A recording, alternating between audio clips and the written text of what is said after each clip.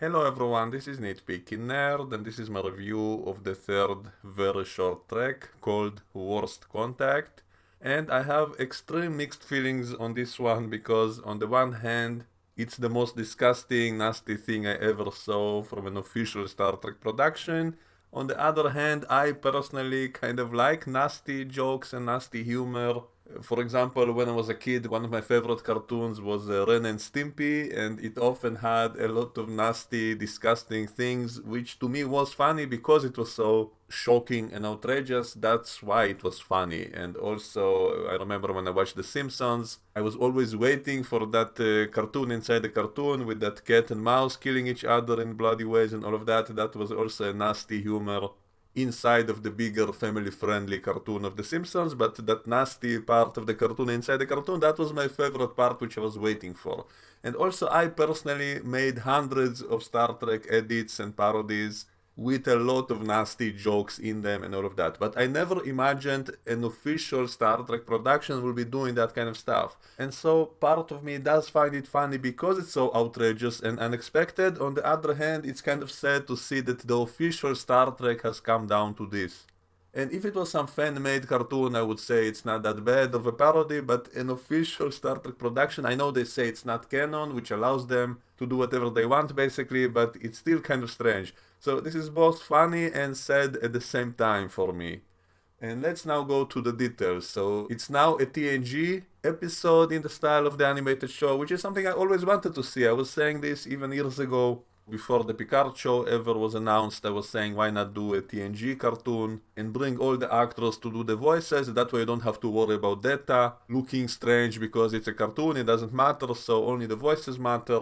And why not do a TNG episode in animated form? That would be really fun. Just to have a new TNG episode even if it's a cartoon. So when this episode started and I saw the Enterprise D, I was really happy and excited, thinking, oh, we'll see an actual TNG episode in cartoon form. It can be so fun. And then we see Riker and Beverly beaming down. And so for a moment I was really happy, thinking we'll get an actual TNG kind of episode, even if it's short.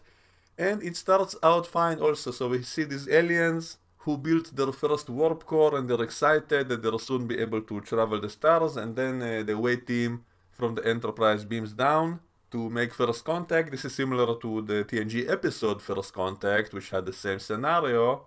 Only in that episode, they specifically said that before they make contact, they first do surveillance to know who they're dealing with, and only then they make contact, so as not to be caught off guard, which is exactly what happens here, since they didn't do any surveillance, apparently. And also Beverly calls Riker Bill for some reason, which is kind of a continuity issue. I know there was one scene in the first season of TNG in which Troy called him Bill. But in all the other episodes, everyone always called him Will, including Beverly, and so that was kind of strange why she calls him Bill in this one. And also she tells the aliens that they are welcoming them into the Federation of Planets immediately. So that's also kind of strange since having warp technology is not the only factor to join the Federation. There are a lot of other criterias. You have to be a united planet, you have to be enlightened, you have to have some shared values with the rest of the Federation and so on. So it's not enough just to have a warp core to be immediately accepted into the Federation. So that line also kind of annoyed me. I mean, even in the TNG movie Insurrection, when they welcomed some new aliens into the Federation, and they said they only developed warp technology a year ago, and how strange it is to accept them to the Federation so quickly, and then they said it's because of the Dominion War, they need to get as many allies as possible, so there was some kind of an excuse for that in that scene, and yet here there is none, and they don't even know anything about these aliens, so why are they immediately inviting them into the Federation? Makes no sense. And the aliens themselves actually seem nice and friendly. At first glance, I thought they might be Telosians because of their huge heads, but they are not related. They are some new species, and so the main alien suddenly starts picking his nose and then wants to shake Riker's hand. And then Riker is disgusted. And that brings up an actual interesting point because, if we actually meet real aliens one day, probably we will find them disgusting because they'll probably look like giant insects or something like that. So they will be very disgusting to us, no doubt. And it's kind of funny how, today human beings are fighting each other over really tiny differences. You have a slightly darker skin or you have a slightly longer nose, and so I'm your enemy and all of that. So imagine if we meet actual aliens who will not look like humans at all in real life. How will we deal with that when we cannot even make peace between ourselves? And so the idea here is actually an interesting one. What would the actual Starfleet do in this kind of situation if the aliens are nice and friendly, but they're kind of disgusting to us physically? How will you deal with that? Will you have to force yourself to overcome that, or will you explain to the aliens nicely that you have to keep some distance? And so that's an actual interesting dilemma of what to do in this situation. But then they start exaggerating more and more, and so from the beginning we saw that all their walls are covered in some kind of green goo, and then it's revealed that's actually their boogers. They're so nasty they're putting it on the walls, and that's something that I personally, whenever I see it in real life in some public toilet or something, that's the most disgusting thing I ever saw in my life.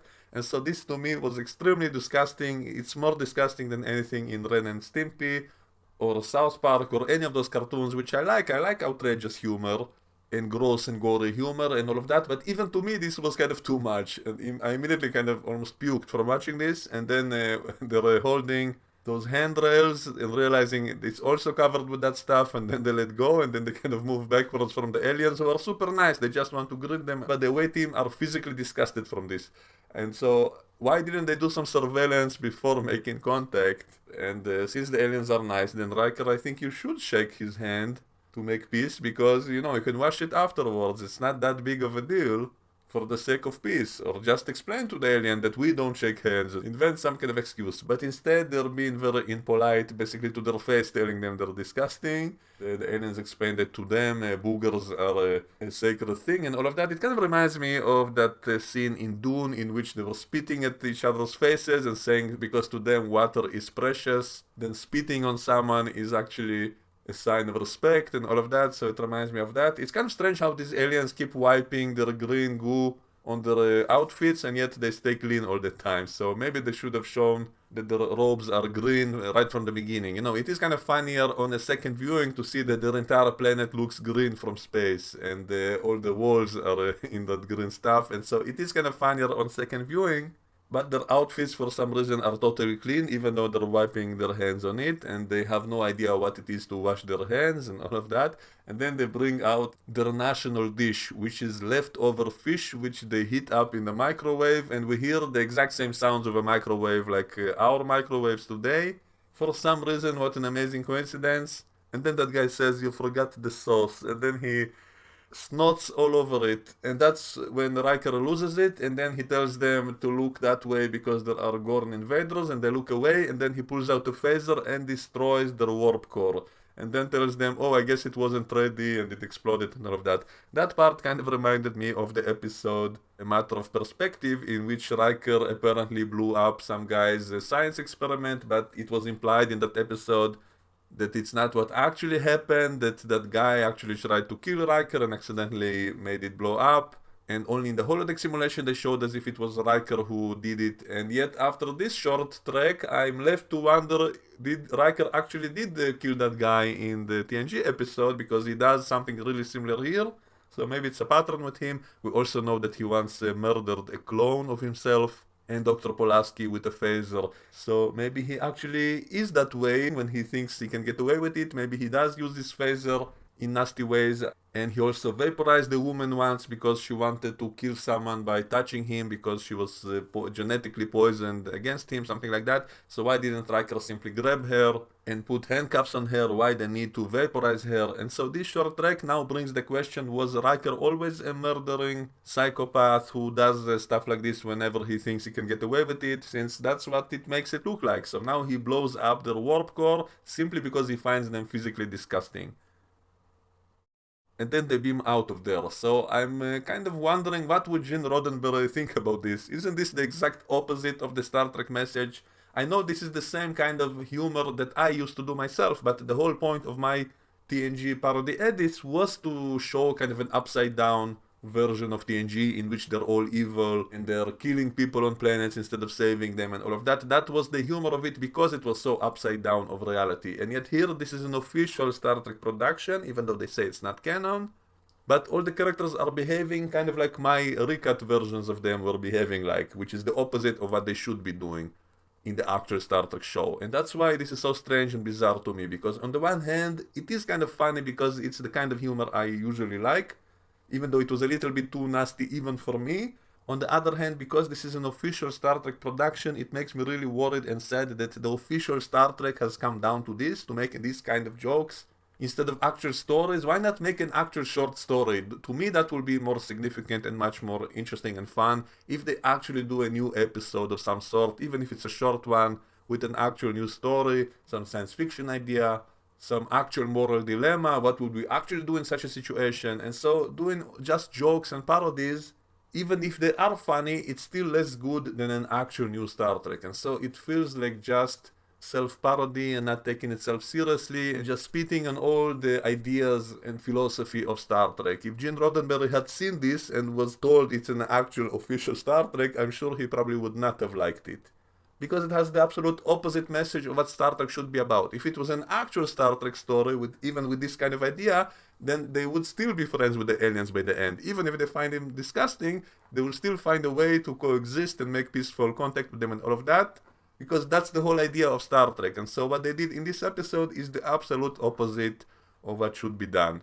And that's why in the end of the day, I think my opinion of it is more negative than positive, because I don't think that's the way the official Star Trek should be going. And maybe it sounds hypocritical coming from me, the guy who made hundreds of really nasty TNG edits with a lot of nasty gore stuff, but it was funny to me and I think to many other people because it was so upside down of what the actual Star Trek should be. And this is an actual Star Trek production. I know they say it's not canon, they acknowledge it as self-parody, but it's still kind of strange.